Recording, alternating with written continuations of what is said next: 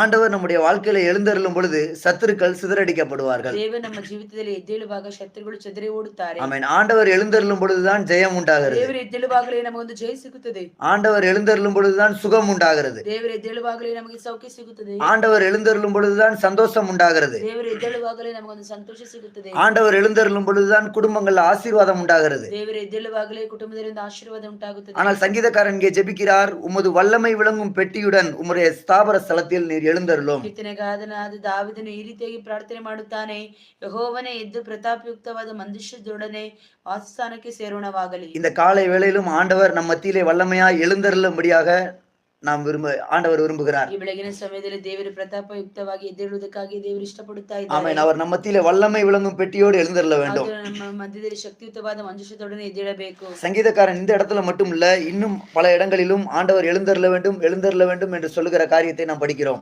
ಕೀರ್ತನೆಗಾರನಾದ ದಾವೀದನು ಇದರಲ್ಲಿ ಮಾತ್ರವಲ್ಲ, ಇನ್ನು ಅನೇಕ ಸ್ಥಳಗಳಲ್ಲಿ ದೇವರು ಎದ್ದೇಳಬೇಕು ಎಂಬುದಾಗಿ ಹೇಳುತ್ತಾನೆ. மூன்றாவது சங்கீதம் 7வது வசனத்தில் படிக்கும்போது, ಮೂರನೇ ಕೀರ್ತನೆ 7ನೇ ವಾಕ್ಯದಲ್ಲಿ ಓದುವಾಗ, என்னை ரட்சிக்கும்படியாக எழுந்தருளும் ஆண்டவரே என்று ஜெபிக்கிறார். ದೇವರೇ ನನ್ನನ್ನು ರಕ್ಷಿಸುವುದಕ್ಕೋಸ್ಕರ ಎದ್ದೇಳು ದೇವರೇ ಎಂಬುದಾಗಿ ಪ್ರಾರ್ಥನೆ ಮಾಡುತ್ತಾರೆ. 7வது சங்கீதம் 7வது வசனத்தில் படிக்கும்போது, 7ನೇ ಕೀರ್ತನೆ 7ನೇ ವಾಕ್ಯದಲ್ಲಿ ಓದುವಾಗ, உம்மை சூழ்ந்து கொண்டிருக்கிறதான ஜனங்கள் மத்தியில் ஜனங்களுக்காக உன்னதத்திற்கு நீர் எழுந்தருளும் என்று ஜெபிக்கிறார். ನಿಮ್ಮನ್ನು ಆವರಿಸಿರುವಂತ ಜನರಿಗೋಸ್ಕರ ನೀನು ಉನ್ನತಕ್ಕೆ ಏರಿ ಹೋಗಬೇಕೆಂಬುದಾಗಿ ಪ್ರಾರ್ಥಿಸುತ್ತಾನೆ. 9வது சங்கீதம் 19வது வசனத்தில் படிக்கும்போது, 9ನೇ ಕೀರ್ತನೆ 19ನೇ ವಾಕ್ಯದಲ್ಲಿ ಓದುವಾಗ, மனுஷன் பலன் கொள்ளாதபடிக்கு நீர் எழுந்தருளும் கர்த்தாவே என்று ஜெபிக்கிறார். ಮನುಷ್ಯನು ಬಲಗೊಳ್ಳದೆ ಇರುವುದಕ್ಕಾಗಿ ನೀನು ಎದ್ದೇಳು ಕರ್ತನೆ ಎಂಬುದಾಗಿ ಹೇಳುತ್ತಾನೆ. 10வது சங்கீதம் 12வது வசனத்தில் படிக்கும்போது, 10ನೇ ಕೀರ್ತನೆ 12ನೇ ವಾಕ್ಯದಲ್ಲಿ ಓದುವಾಗ, ஏழைகளை மறவாதபடிக்கு எழுந்தருளும் கர்த்தாவே என்று ஜெபிக்கிறார். ಬಡವರನ್ನು ನೆನಪು ಮಾಡಿಕೊಳ್ಳುವುದಕ್ಕಾಗಿ ಎದ್ದೇಳು ದೇವರೇ ಎಂಬುದಾಗಿ ಪ್ರಾರ್ಥನೆ ಮಾಡುತ್ತಾನೆ. 21வது சங்கீதம் 13வது வசனத்தில் படிக்கும் பொழுது, 11ನೇ ಕೀರ್ತನೆ 13ನೇ ವಾಕ್ಯದಲ್ಲಿ ಓದುವಾಗ,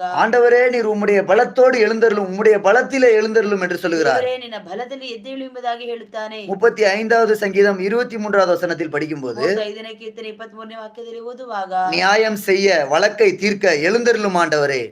ನ್ಯಾಯ ನಿರ್ಣಯಿಸುವುದಕ್ಕೋಸ್ಕರ ನೀನು ಎದ್ದೇಳು ದೇವರೇ ಎಂಬುದಾಗಿ ಪ್ರಾರ್ಥಿಸುತ್ತಾನೆ. 44வது சங்கீதம் 26வது வசனத்தில் படிக்கும் பொழுது, 4ನೇ ಕೀರ್ತನೆ 26ನೇ ವಾಕ್ಯದಲ್ಲಿ ಓದುವಾಗ, எங்களுக்கு உதவி செய்யும்படியாக எழுந்தருளும் ஆண்டவரே என்று ஜெபிக்கிறார். ನಮಗೆ ಸಹಾಯ ಮಾಡುವುದಕ್ಕೋಸ್ಕರ ನೀನು ಎದ್ದೇಳು ದೇವರೇ ಎಂಬುದಾಗಿ ಹೇಳುತ್ತಾನೆ. இப்படி சங்கீதக்காரன் பல இடங்கள்ல ஆண்டவர் எழுந்தருள வேண்டும் என்று ஜெபித்திருக்கிறார். ಹೀಗೆ ಕೀರ್ತನೆಗಾರನಾದ ದಾವೀದನು ಹಲವು ಸ್ಥಳದಲ್ಲಿ ಎದ್ದೇಳಬೇಕು ದೇವರೇ ಎಂಬುದಾಗಿ ಪ್ರಾರ್ಥಿಸಿದ್ದಾನೆ.